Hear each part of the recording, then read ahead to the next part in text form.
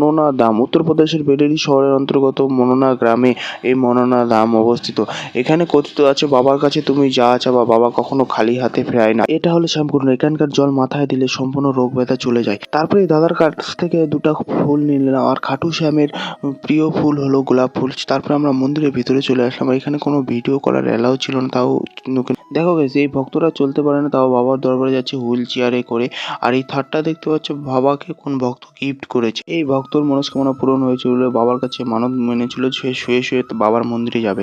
এই জলের বোতল হচ্ছে এটাই হলো শ্যাম জল, সাধারণ কোনো জল নয়, এটা 20 টাকা দিয়ে কিনতে। মানে কথিত আছে তোমার জীবনে যত বড় সমস্যা আসুক না কেন, তুমি একবার বাবার শরণাপন্ন হও, তোমার জীবন থেকে সম্পূর্ণ কষ্ট দুঃখ মিশে যাবে। এটা হলো বাবা নরেন্দ্র চরণ। এখানে বাবা সম্পূর্ণ ভক্তদেরকে জল পরায় দেয়।